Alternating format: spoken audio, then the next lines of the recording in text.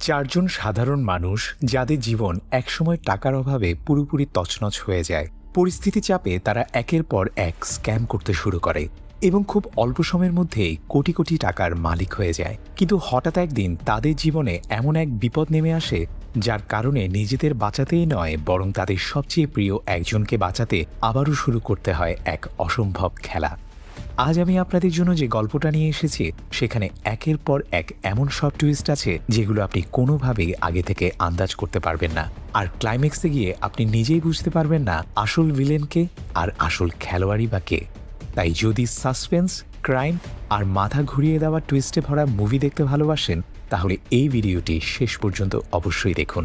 কিন্তু তার আগে অবশ্যই ভিডিওটিতে একটি লাইক দিয়ে দিন এবং আমাদের চ্যানেলটি সাবস্ক্রাইব করে আমাদের সাথেই থাকুন। তো চলুন ডুব দেই আজকের রহস্যের অন্তরালে। গল্পের শুরু হয় 2017 সাল থেকে। এখানে আমরা সিনেমার মূল চরিত্র শ্রাবণকে দেখতে পাই। কর্ণাটকের একটি ছোট গ্রামে শ্রাবণ একটি ছোট হোটেল চালায়। সেই হোটেলে তার পরিবারের লোকজনও কাজ করে। তার স্ত্রীর নাম মিত্রা, মায়ের নাম জানকি আর শালকের নাম জ্যাকি, আর তার ছেলের নাম জিভা। বিশেষ করে জিভা তার বাবা শ্রাবণকে ভীষণ ভালোবাসে। বাইরে থেকে দেখলে পরিবারটাকে একেবারেই সাধারণ মনে হয়, কিন্তু তাদের মধ্যে সবসময় একটা অদ্ভুত নীরবতা কাজ করে, বিশেষ করে শ্রাবণ এবং তার স্ত্রীর মধ্যে। দুজনের কথাবার্তা প্রায় হয়ই না, যা দেখে সহজেই বোঝা যায় যে তাদের অতীতে এমন কোনো গোপন ঘটনা লুকিয়ে আছে যা পুরো পরিবারের সুখ শান্তি কেড়ে নিয়েছে। তবুও তারা সবাই মিলে ছেলেটিকে খুব যত্ন করে বড় করছে এবং শহরের সবচেয়ে ভালো স্কুলে পড়াচ্ছে। প্রতিদিন শ্রাবণী জিভাকে স্কুলের সামনে নামিয়ে দিয়ে আসে। একদিন জিভা তার বাবাকে বলতে থাকে, বাবা, কাল আমাদের স্কুলে দৌড় প্রতিযোগিতা হয়েছিল, সেখানে আমার বন্ধু প্রথম হয়েছে, ও অনেক ভালো একটা পুরস্কারও পেয়েছে। বাবা, আমি কবে এই দৌড় প্রতিযোগিতায় অংশ নিতে পারবো? তখন শ্রাবণ তাকে বলে, খুব তাড়াতাড়ি তুমি দৌড় প্রতিযোগিতায় অংশ নেবে বাবা। আসলে জিভা শারীরিকভাবে প্রতিবন্ধী, তাই তাকে হুইল চেয়ারের সাহায্যেই চলাফেরা করতে হয়। তবে শারীরিক কার্যকলাপ ছাড়া অন্যান্য খেলাধুলায় জিভা সবসময়ই সবার থেকে এগিয়ে থাকে। শ্রাবণের যখনই একটু সময় হয় সে তার বন্ধুর দোকানের কাছে গিয়ে বন্ধুর সঙ্গে গল্প করে। তার বন্ধুর একটি ইলেকট্রনিক্সের দোকান আছে। একদিন জিভাকে স্কুল থেকে আনতে শ্রাবণের একটু দেরি হয়ে যায়। যখন সে জিভা স্কুলে পৌঁছায় তখন এমন একটি খবর শুনে যা তার জীবনের সবচেয়ে বড় ধাক্কা হয়ে আসে। স্কুলের শিক্ষক তাকে জানান কিছুক্ষণ আগেই জিভার বড় চাচা তাকে নিয়ে চলে গেছে। এই কথা শুনে শ্রাবণের মাথায় যেন আকাশ ভেঙে পড়ে, কারণ এই শহরে তাদের কোনো আত্মীয় স্বজনই ছিল না। অর্থাৎ কেউ মিথ্যা পরিচয় দিয়ে তার ছেলেকে অপহরণ করেছে। খবর পেয়ে মুহূর্তের মধ্যেই পুরো পরিবার স্কুলে চলে আসে এবং সবাই মিলে সিসিটিভি ফুটেজ দেখতে শুরু করে। কিন্তু ক্যামেরায় অপহরণকারীর মুখ দেখা মাত্রই সবার মুখের রং উড়ে যায়। তাদের প্রতিক্রিয়া দেখে মনে হয় তারা লোকটিকে বহু বছর ধরে চেনে। তবে সেই লোকটির মুখ আমাদের দেখানো হয় না। আর ঠিক এখান থেকে গল্প 7 বছর পেছনে চলে যায়, অর্থাৎ 2010 সালে। ফ্ল্যাশব্যাকে দেখা যায় তখন শ্রাবণ চেন্নাইয়ের মঙ্গলপুরম এলাকায় একা থাকত। তখনও তার বিয়ে হয়নি। সে প্রচণ্ড ঋণের বোঝায় ডুবেছিল। পাওনাদারেরা সারাক্ষণ ফোন করে তাকে বিরক্ত করত, তাই তাদের এড়াতে সে বাড়ির সামনের দরজা বন্ধ রাখত এবং পেছনের রাস্তা দিয়ে যাতায়াত করত। শ্রাবণ সরকারি বিদ্যুৎ বিভাগের অফিসে চাকরি করত। একই অফিসে তার এক সহকর্মী ছিল গঙ্গাধর, যে নিজের কাজ করার বদলে সব দায়িত্ব শ্রাবণের ঘাড়েই চাপিয়ে দিত। প্রতিদিন বিদ্যুতের বিল জমা দেওয়ার জন্য অফিসে লম্বা লাইন পড়ে যেত, কিন্তু গঙ্গাধর নানা অজুহাতে নিজের চেয়ার ছেড়ে বাইরে চলে যেত। ফলে ভিড় সামলানো, মানুষের কাছ থেকে টাকা নেওয়া, বিল জমা করা সবকিছুই একাই সামলাতে হতো শ্রাবণকে। সবচেয়ে বড় কথা, এই সরকারি চাকরিটা তার একদমই ভালো লাগতো না, কিন্তু পরিস্থিতির কারণে তাকে বাধ্য হয়ে এই কাজ করে যেতে হতো। আসলে চাকরিটা সে নিজের ইচ্ছায় পায়নি। তার মায়ের মৃত্যুর পর সহানুভূতির ভিত্তিতে এই চাকরিটি তাকে দেওয়া হয়েছিল। আর প্রতি মাসে বাড়ির ঋণের কিস্তি শোধ করার জন্য এই চাকরি ছাড়া তার আর কোনো উপায়ও ছিল না। অফিস শেষ হলে শ্রাবণের একটি নিয়মিত অভ্যাস ছিল। সে প্রতিদিন একটি ছোট্ট চায়ের দোকানে যেত। দোকানটির মালিক ছিলেন ইমান আন্নাচি, যিনি বহু বছর ধরে শ্রাবণকে চিনতেন। সেখানে তার প্রায়ই দেখা হতো তার বন্ধু মনির সঙ্গে। মনি একটি ট্রেডিং কোম্পানিতে চাকরি করত এবং সবসময় শ্রাবণকে টাকা বিনিয়োগ করার পরামর্শ দিত। কিন্তু শ্রাবণ হেসেই বিষয়টা এড়িয়ে যেত। সে বলতো, আমার তো ঋণ শোধ করার মতোই টাকা নেই, আমি আবার বিনিয়োগ করব কি দিয়ে? আসলে তার এই আর্থিক বিপর্যয় শুরু হয়েছিল তার মায়ের একটি স্বপ্ন থেকে। তার মায়ের ইচ্ছা ছিল মৃত্যুর আগেই নিজের একটা বাড়ি হবে।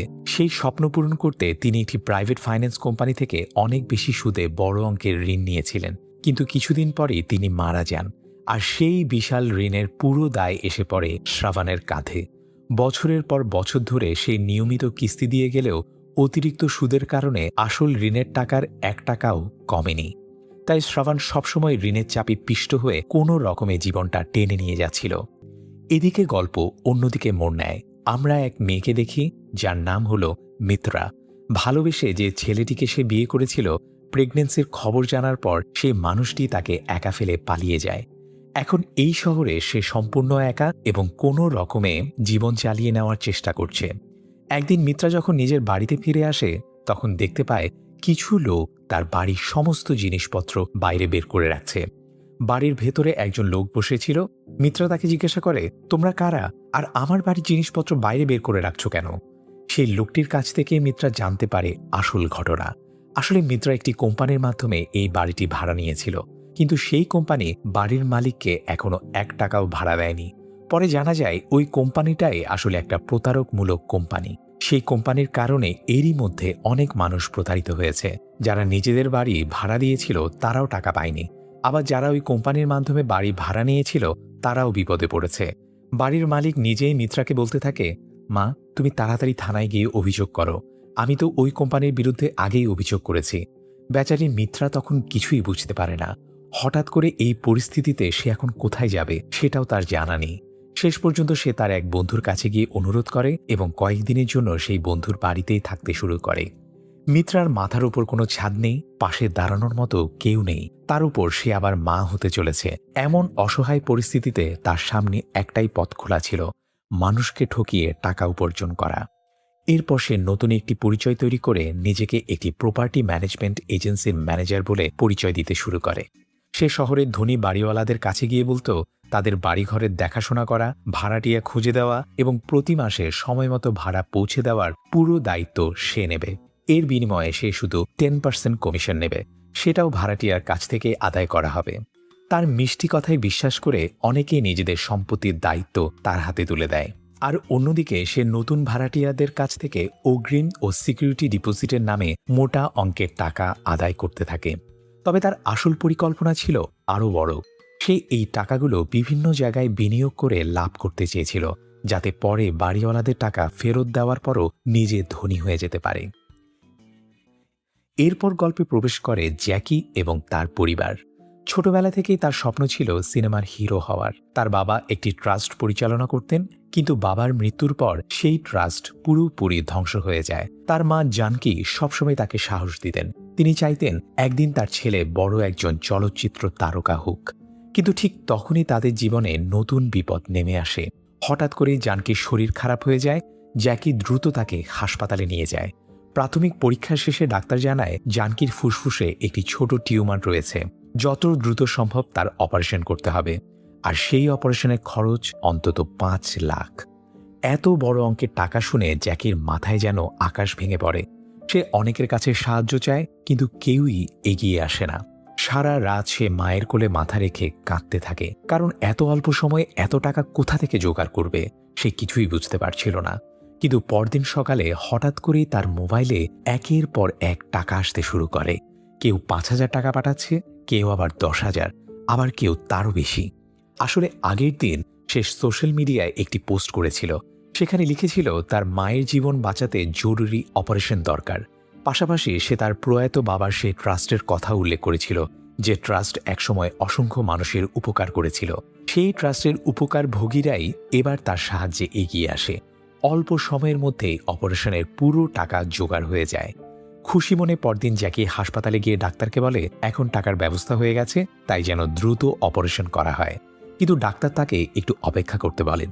ডাক্তার সেই রিপোর্টগুলো নিয়ে একজন সিনিয়র ডাক্তারকে ফোন করে সবকিছু জানতে চায়। রিপোর্টগুলো দেখার পর সেই সিনিয়র ডাক্তার এই ডাক্তারকে প্রচণ্ড বকাঝকা করতে শুরু করে।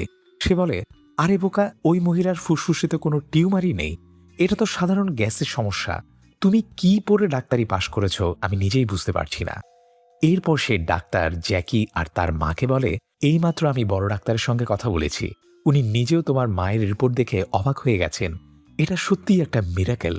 এখন অপারেশনের আর কোনো প্রয়োজন নেই, শুধু ওষুধ খেলেই তোমার মা সুস্থ হয়ে যাবেন। এই খবর শুনে জ্যাকি স্বস্তির নিঃশ্বাস ফেলে এবং মাকে নিয়ে বাড়ি ফিরে আসে।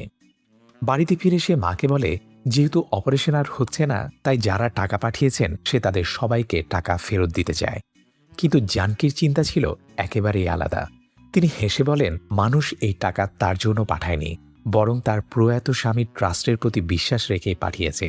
এখন যদি সব টাকা ফেরত দিয়ে দেওয়া হয়, তাহলে ভবিষ্যতে আর এমন সুযোগ আসবে না। তিনি ছেলেকে বুঝান, যেহেতু তার স্বপ্ন সিনেমার হিরো হওয়ার, তাই এই টাকাটা দিয়ে নিজের সিনেমা বানানোর চেষ্টা করা উচিত। আর ঠিক এখান থেকেই মা ছেলে জীবন এক ভয়ঙ্কর মোড় নিতে শুরু করে। এরপর জানকী আর জ্যাকি একটি বড় সিদ্ধান্ত নেয়। তারা বুঝে যায়, বাবার ট্রাস্টের নাম ব্যবহার করে যদি একবার এত বড় অঙ্কের টাকা তোলা যায়, তাহলে ভবিষ্যতেও মানুষের বিশ্বাসকে কাজে লাগিয়ে আরও অনেক টাকা রোজগার করা সম্ভব। তাই তারা পরিকল্পনা করে মানুষের আবেগকে কাজে লাগাবে। ট্রাস্টের নামে মিথ্যা গল্প বানিয়ে মানুষের কাছ থেকে চাঁদা তুলবে এবং সেই টাকাতেই নিজেদের স্বপ্ন পূরণ করবে। অন্যদিকে শ্রাবণের জীবনও দিন দিন আরও কঠিন হয়ে উঠছিল। একদিকে তার মাথায় কোটি টাকার ঋণ, অন্যদিকে সে ভালোবেসে ফেলেছে এক ধনী ব্যবসায়ীর মেয়েকে। আর ছেলেদের স্বভাবই যেন এমন, পকেটে টাকা থাকুক আর নাই থাকুক, প্রেম করতে হবে বড়লোকের মেয়ের সঙ্গেই। পরের দিন শ্রাবণের প্রেমিকা আয়েশু তাকে ফোন করে বলে, আমি আমার সম্পর্কের কথা আমার বাবাকে জানিয়ে দিয়েছি, উনি তোমার বাড়িতে আসছেন তোমার সঙ্গে কথা বলার জন্য। কথাটা শোনার পরই শ্রাবণ তাড়াতাড়ি অফিস থেকে বাড়িতে চলে আসে এবং পুরো বাড়ি ভালোভাবে পরিষ্কার পরিচ্ছন্ন করে ফেলে। আয়েশুর বাবারও শ্রাবণকে বেশ পছন্দ হয়ে যায়, কারণ শ্রাবণের সরকারি চাকরি আছে এবং সে বাড়িতে একাই থাকে। ঠিক তখনই ফাইন্যান্স কোম্পানির এজেন্ট শ্রাবণের বাড়িতে এসে তাকে বাইরে ডেকে নিয়ে প্রচণ্ড বকাঝকা করতে শুরু করে। শ্রাবণ বেশ কয়েক মাস ধরে তার ঋণের কিস্তি দেয়নি। এদিকে বাড়ির ভেতরে আয়েশু এবং তার বাবা মা লোকটির সমস্ত কথা শুনতে থাকে। তখন তারা বুঝতে পারে শ্রাবণের মাথায় তো অনেক বড় ঋণ রয়েছে। এসব জানার পর আয়েশুর বাবা এই বিয়েতে রাজি হতে চায় না। এরপর আমরা দেখতে পাই কল্যাণ সুন্দরাম নামের একজন পুলিশ ইন্সপেক্টরকে। কল্যাণ একজন খুবই সৎ এবং দায়িত্বশীল পুলিশ অফিসার। এই এলাকায় তার এতটাই প্রভাব ছিল যে পুরো শহরে তার নাম শুনে কেঁপে উঠত। তার কঠোর ব্যবহারের কারণে ওই এলাকায় প্রায় সব ধরনের অপরাধী বন্ধ হয়ে গিয়েছিল। সাধারণ মানুষের চোখে তিনি কোনো নায়কের চেয়ে কম ছিলেন না। এরপর একদিন শ্রাবণ যে হোটেলে প্রতিদিন ব্রেকফাস্ট করতে যায়, সেই হোটেলের মালিক ইমান আন্নাচি তাকে কয়েকটি দোকানের বিদ্যুৎ বিল দিয়ে সেগুলো পরিশোধ করে দিতে বলে। যেহেতু শ্রাবণ তার পরিচিত কাস্টমার এবং পাশাপাশি সে ইলেকট্রিসিটি ডিপার্টমেন্টে কাজ করে। যদিও বিল জমা দেওয়ার শেষ তারিখ আসতে তখনও 20 দিন বাকি ছিল, তবুও তিনি বলেন আগে থেকে বিল জমা দিয়ে রাখাই ভালো। শ্রাবণ সেই টাকা নিয়ে অফিসে চলে যায়, কিন্তু ঠিক তখনই ঋণ আদায়কারী সেই এজেন্ট আবার তার সামনে এসে দাঁড়ায়। বাধ্য হয়ে শ্রাবণ আন্নাচি দেওয়া বিলের টাকা থেকেই এজেন্টকে 1 মাসের কিস্তি দিয়ে দেয়।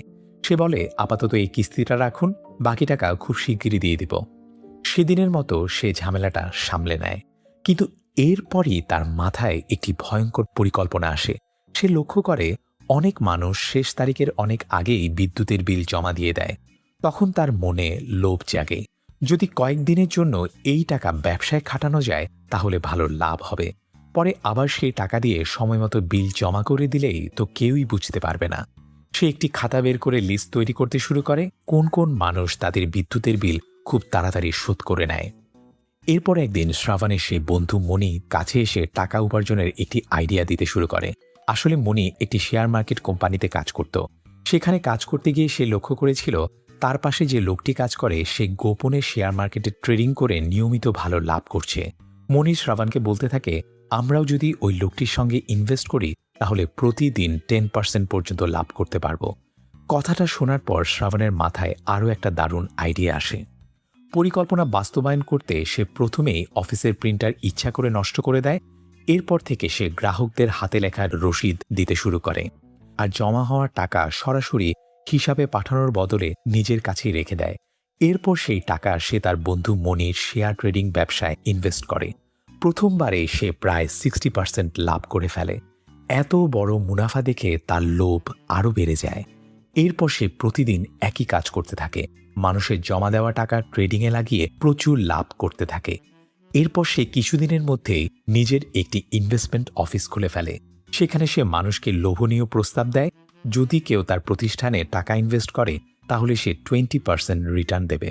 এত বেশি লাভের আশায় শহরের অসংখ্য মানুষ সেখানে টাকা ইনভেস্ট করতে শুরু করে। শ্রাবণ সেই টাকা ট্রেডিংয়ে খাটিয়ে 60% পর্যন্ত লাভ করত। এর মধ্যে 20% বিনিয়োগকারীদের দিয়ে দিত, আর বাকি 40% থাকত তার নিজের মুনাফা। খুব অল্প সময়ের মধ্যে তার ব্যবসা পুরো শহরে ছড়িয়ে পড়ে।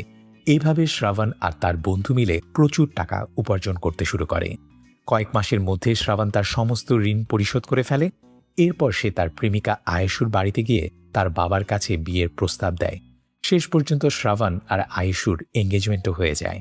এদিকে মিত্রাও মানুষকে ঠকিয়ে যে কোটি কোটি টাকা সংগ্রহ করেছিল সেগুলোর বেশিরভাগই শ্রাবণের কোম্পানিতে ইনভেস্ট করে। অন্যদিকে জানকী আর জ্যাকিও তাদের ট্রাস্টের নামে মানুষের কাছ থেকে টাকা তুলতে থাকে। এভাবে তারা প্রায় 42 লক্ষ টাকা সংগ্রহ করে এবং সেই পুরো টাকাও শ্রাবণের কোম্পানিতে বিনিয়োগ করে দেয়। শ্রাবণ সবাইকে আশ্বাস দেয় নির্ধারিত সময়ে লাভসহ সব টাকা ফিরিয়ে দেবে। দেখতে দেখতে তার জীবন পুরোপুরি বদলে যায়। এরপর আমরা দেখি একদিন শ্রাবণের এক পুরনো বন্ধু যে বন্দরে বাস করত তাকে জানায় যদি 10 কোটি টাকা বিনিয়োগ করা যায় তাহলে খুব অল্প সময়ের মধ্যেই সেই টাকা 20 কোটিতে পরিণত করা সম্ভব, অর্থাৎ একেবারেই দ্বিগুণ লাভ। এই কথা শুনে শ্রাবণের লোভ আরও বেড়ে যায়। তার মনে হয় ধীরে ধীরে ট্রেডিং করে লাভ করার চেয়ে একবারেই বিশাল অঙ্কের টাকা কামিয়ে নেওয়াই ভালো। তখন সে বন্ধুকে জিজ্ঞাসা করে যদি সে 10 কোটি টাকার ব্যবস্থা করতে পারে তাহলে লাভের অর্ধেক কি সে পাবে? বন্ধু রাজি হয়ে যায়। মনি শ্রাবণের কথা বিশ্বাস করে সব কাস্টমারের টাকা তুলে এনে তার হাতে দিয়ে দেয়। এরপরও 10 কোটি টাকা পূর্ণ করতে আরও কিছু টাকার প্রয়োজন হয়। তাই শ্রাবণ বাকি টাকা জোগাড় করার জন্য তার অফিসে যায়। কিন্তু তখন গঙ্গাধারের জায়গায় একজন বড় অফিসার সেখানে বসেছিল। শ্রাবণ এই অফিসারকে সেখান থেকে সরানোর জন্য একটি দারুণ প্ল্যান করে। সে একটি লাইভ টিভি শোতে ফোন করে রজনীকান্তের মতো কণ্ঠস্বর নকল করে কথা বলে। এরপর সেই বড় অফিসারের ফোন নাম্বার সবাইকে জানিয়ে দেয়। আসলে শ্রাবণ একজন মিমিক্রি আর্টিস্টও ছিল, আর যেহেতু অনুষ্ঠানটি লাইভ চলছিল তাই অনেক দর্শক সেই ফোন নাম্বারটি লিখে নেয় এবং সেই অফিসারকে একের পর এক ফোন করতে শুরু করে। শেষ পর্যন্ত ফোনের জ্বালায় অতিষ্ঠ হয়ে সেই অফিসার ফোন বন্ধ করে সেখান থেকেই চলে যায়। এরপর শ্রাবণ প্রতিদিনের মতো কাস্টমারদের কাছ থেকে টাকা নিতে শুরু করে, কিন্তু তাদের কোনো রসিদ দেয় না। এভাবে শেষ পর্যন্ত সে পুরো 10 কোটি টাকা জোগাড় করে তার সেই বন্ধুর হাতে দিয়ে দেয়। কিন্তু ঠিক পরদিনই এমন একটি খবর আসে যা তার পুরো জীবন উলটপালট করে দেয়। জানা যায় যাকে সে 10 কোটি টাকা দিয়েছিল তাকে গুলি করে হত্যা করা হয়েছে। সেই টাকা কোথায় গেল, কে তাকে হত্যা করল বা কেন হত্যা করল কেউই কিছু জানে না। এক মুহূর্তে শ্রাবণের সব টাকা ডুবে যায়। এর প্রভাব পড়ে পুরো শহরের উপর। যারা বিদ্যুতের বিল জমা দিয়েছিল তাদের বাড়ির সংযোগ কেটে দেওয়া হয়, কারণ সেই টাকা কখনো বিদ্যুৎ বিভাগেই জমা পড়েনি। অন্যদিকে মিত্রা বাড়িওয়ালাকে ভাড়া দিতে না পারায় তার প্রপার্টি প্রতারণার পুরো বিষয়টি ফাঁস হয়ে যায়। একই সময়ে ট্রাস্টের নামে মানুষের কাছ থেকে প্রতারণা করে টাকা তোলা জ্যাকি ও জানকীও ধরা পড়ে যায়। এক রাতের মধ্যেই 4 জনের ভাগ্য পুরোপুরি বদলে যায়। এরপর পুলিশ তাদের সবাইকে গ্রেফতার করে থানায় নিয়ে আসে। জিজ্ঞাসাবাদের সময় জানকী ও মিত্রা পুলিশকে জানায় তারা মানুষের কাছ থেকে প্রতারণা করে যে টাকা সংগ্রহ করেছিল সবই শ্রাবণের কোম্পানিতে ইনভেস্ট করেছিল। এরপর পুলিশ যখন শ্রাবণকে জিজ্ঞাসা করে তারা সত্য বলছে কিনা, তখন সে সবকিছু স্বীকার করে। সে জানায় তারা যে টাকা দিয়েছিল সে সবই তার এক বন্ধুর হাতে বিনিয়োগ করেছিল, কিন্তু সেই বন্ধুকে খুন করা হয়েছে এবং সব টাকা রহস্যজনকভাবে উধাও হয়ে গেছে। এর বাইরে সে আর কিছুই জানে না।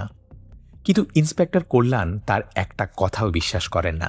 তিনি কনস্টেবলদের বলেন এরা কখনোই সত্য কথা বলবে না, এমন লোকদের সরাসরি এনকাউন্টার করে দেওয়াই উচিত। এই কথা শুনে তাদের 4 জনের মাথায় যেন আকাশ ভেঙে পড়ে। তারা বুঝে যায় থানায় থাকলে হয়তো আর জীবিত বের হতে পারবে না।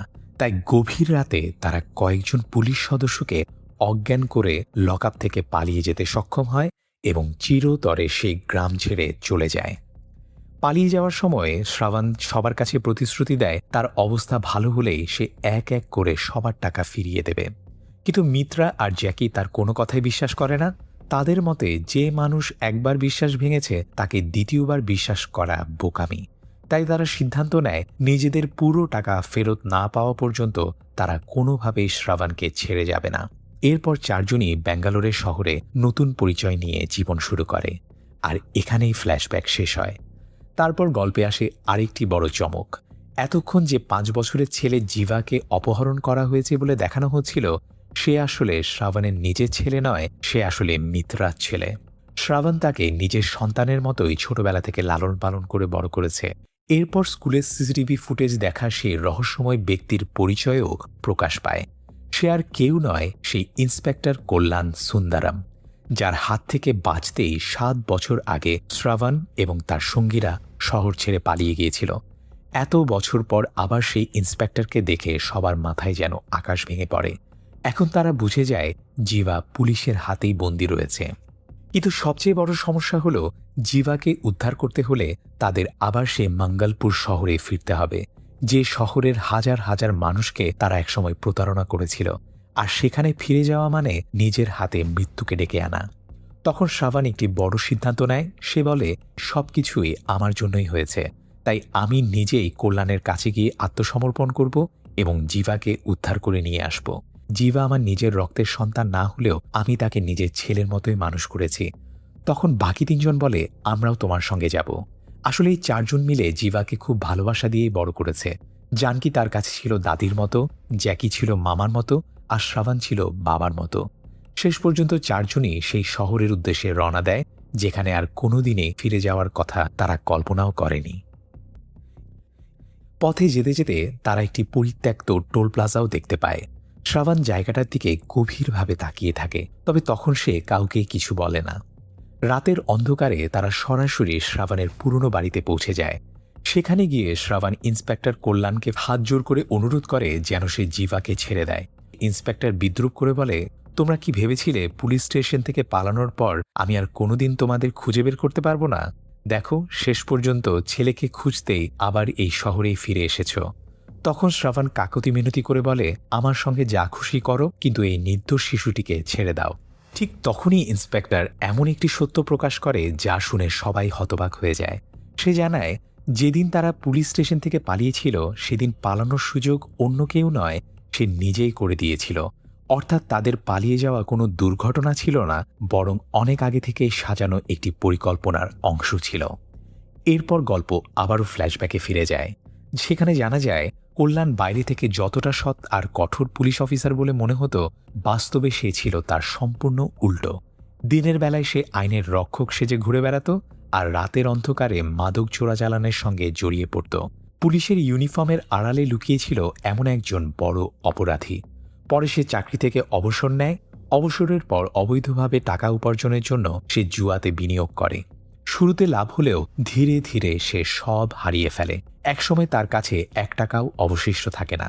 আর ঠিক এই কারণেই বহু বছর আগে সে ইচ্ছা করেই শ্রাবণ এবং তার সঙ্গীদের বাঁচিয়ে রেখেছিল, কারণ সে বুঝেছিল এই 4 জন প্রতারণায় ওস্তাদ এবং ভবিষ্যতে একদিন তারা তার খুব কাজে লাগবে।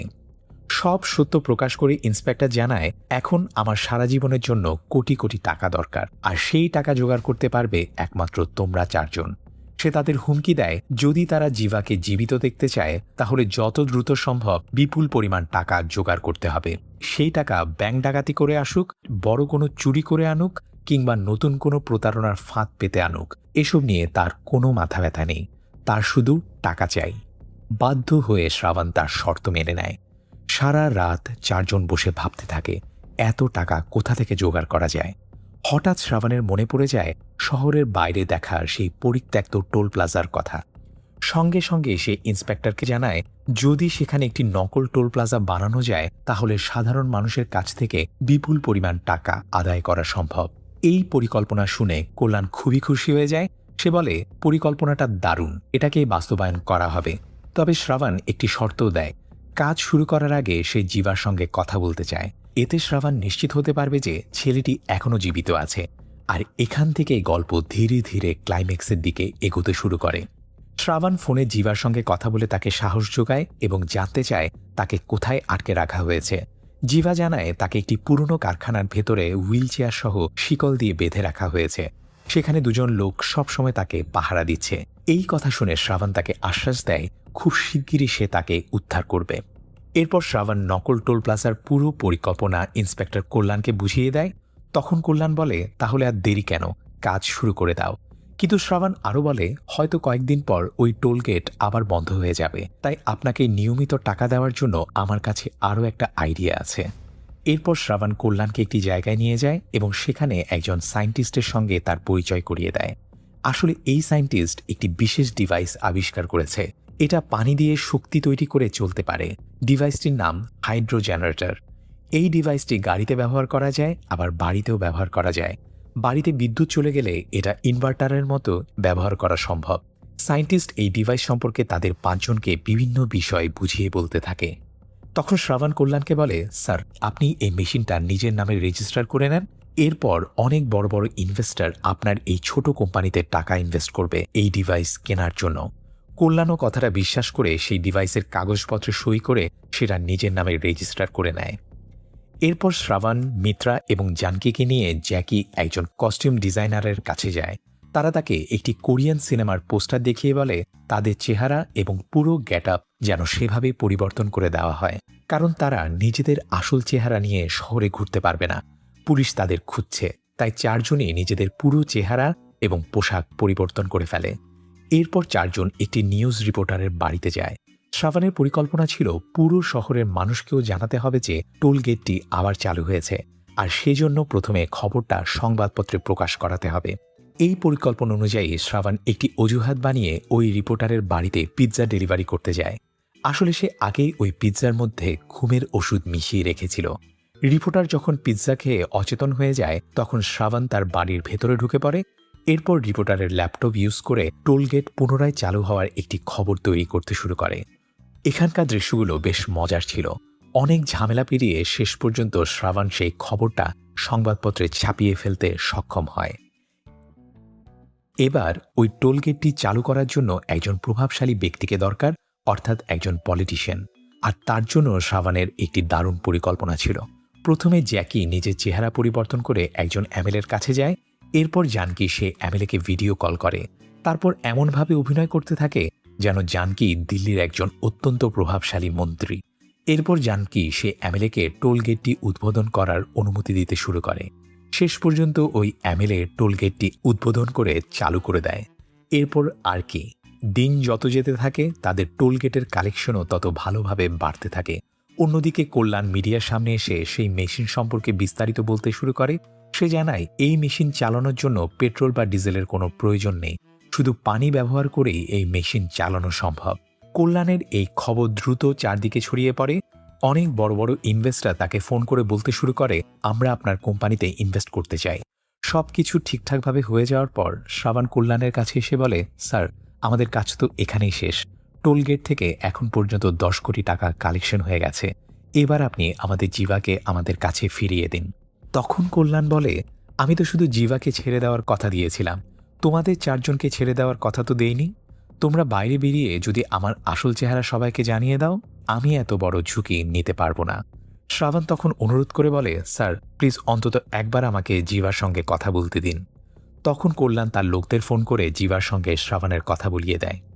শ্রাবণ কথার ছলে জিভার আশেপাশের জায়গা সম্পর্কে জানতে শুরু করে। জিভা তখন তাকে আশেপাশের সবকিছু বলতে শুরু করে। এরপর শ্রাবণ জিভাকে বলে, জিভা, তুমি তো সবসময় আমাকে জিজ্ঞাসা করতে কবে তুমি দৌড় প্রতিযোগিতায় অংশ নেবে, মনে আছে? সেই সময় এখন এসে গেছে। এবার তুমি দৌড়াও, এখান থেকে দৌড়ে পালাও। বন্ধুরা, আসলে জিভা মোটেও শারীরিকভাবে প্রতিবন্ধী ছিল না। আসল ঘটনা হলো, জিভা যখন একটু বড় হয়ে ওঠে তখন কোনো স্কুলই তাকে ভর্তি নিতে চাইছিল না। মিত্রার স্বপ্ন ছিল জিভা যেন একটি বড় এবং ভালো স্কুলে পড়াশোনা করে। একদিন জিভা খেলতে খেলতে একটু নিচে পড়ে যায় এবং তার পায়ে সামান্য আঘাত লাগে। সেই সময় স্কুলের লোকজন জিভাকে দেখে ভুল বুঝতে শুরু করে যে সে শারীরিকভাবে প্রতিবন্ধী। আর সেই স্কুলের শারীরিকভাবে প্রতিবন্ধী শিশুদের জন্য আলাদা সিট বরাদ্দ ছিল। এই সুযোগে জিভা ওই স্কুলে ভর্তি হওয়ার সুযোগ পেয়ে যায়। বর্তমান সময়ে জিভা কল্যাণের লোকটির ফোন ব্যবহার করে শ্রাবণের কাছে নিজের লোকেশন পাঠিয়ে দেয়। এরপর শ্রাবণ কল্যাণের হাত থেকে বন্দুক কেড়ে নিয়ে তাকে একটি ঘরের মধ্যে আটকে রাখে। একই সময়ে শ্রাবণের সেই বন্ধু মণিও তাদের সাহায্য করতে এগিয়ে আসে। শেষ পর্যন্ত সবাই মিলে জিভাকে উদ্ধার করতে সক্ষম হয়। তারা যখন সেই লোকেশনে পৌঁছায় তখন জিভা দৌড়াতে দৌড়াতে প্রথমে তার মায়ের কাছে নয়, শ্রাবণের কাছেই চলে আসে। কিন্তু কল্যাণ শেষবারের মতো তাদের হুমকি দিয়ে বলে নকল টোল প্লাজার এই বিশাল প্রতারণার জন্য কেন্দ্রীয় তদন্ত সংস্থা তাদের কখনোই ছেড়ে দেবে না। ঠিক তখনই শ্রাবণ তার জীবনের সবচেয়ে বড় চালটির খোলাসা করে। হাইড্রো জেনারেটর নামে যে প্রজেক্ট দেখানো হয়েছিল সেটা পুরোপুরি ভুয়া ছিল, আর যে লোকটিকে সায়েন্টিস্ট হিসেবে দেখানো হয়েছিল সে আসলে কোনো সায়েন্টিস্টই ছিল না, সে ছিল শ্রাবণের ইলেকট্রিশিয়ান বন্ধু। এই পরিকল্পনার একমাত্র উদ্দেশ্য ছিল কল্যাণকে নিজের ফাঁদে ফেলা। একইভাবে টোলগেটে স্ক্যামের আসল হোতাও যে কল্যাণ নিজেই, সেটাও প্রকাশ্যে চলে আসে। কল্যাণ যখন টোলগেটের ব্যাপারে কথা বলছিল তখন শ্রাবণ তার ফোনে সেই সমস্ত কথোপকথন রেকর্ড করে রেখেছিল। এবার সেই ভিডিও সমস্ত টিভি নিউজ চ্যানেলে সম্প্রচার হতে শুরু করে। সেখানেই প্রকাশ পায় কল্যাণ টোলগেট নিয়ে একটি বড় স্ক্যাম করেছে এবং সেই ভুয়া মেশিনের নাম করেও মানুষকে প্রতারণা করেছে। এরপর আরও একটি গুরুত্বপূর্ণ সত্য সামনে আসে। শ্রাবণ সেই নিউজ চ্যানেলের লোকটিকে জিজ্ঞাসাবাদ করে জানতে পারে শ্রাবণের যে বন্ধুর কাছে 10 কোটি টাকা ছিল এবং যাকে পরে খুন করা হয়েছিল তাকে আসলে কল্যাণই হত্যা করেছিল। সেই বন্ধুকে খুন করে কল্যাণ তার সমস্ত টাকাও নিয়ে নিয়েছিল। এরপর সিবিআই অফিসাররা কল্যাণের কাছে এসে তাকে গ্রেফতার করে। তাদের সঙ্গে শ্রাবণের সে মৃত বন্ধুর বাবাও ছিল। নিজের ছেলের মৃত্যুর প্রতিশোধ নেওয়ার জন্য শেষ পর্যন্ত পুলিশ ভ্যানের মধ্যেই সে কল্যাণকে হত্যা করে। আর সিনেমার একদম শেষ দিকে দেখা যায় শ্রাবণ এবং তার সঙ্গীরা নকল টোল প্লাজা থেকে যে টাকা আয় করেছিল সেই পুরো টাকাই গোপনে তাদের ফিরিয়ে দেয়, যাদের কাছ থেকে তারা একসময় প্রতারণা করে টাকা নিয়েছিল। এইভাবেই সিনেমার সমাপ্তি হয়। তো বন্ধুরা, এই ছিল সম্পূর্ণ মুভির এক্সপ্লেনেশন। আশা করি মুভির গল্পটি আপনাদের ভালো লেগেছে। যদি আমার এক্সপ্লেনেশন আপনাদের ভালো লেগে থাকে তাহলে প্লিজ ভিডিওটি লাইক এবং শেয়ার করে দিন এবং আমাদের চ্যানেলটি সাবস্ক্রাইব করে আমাদের সাথেই থাকুন। ধন্যবাদ।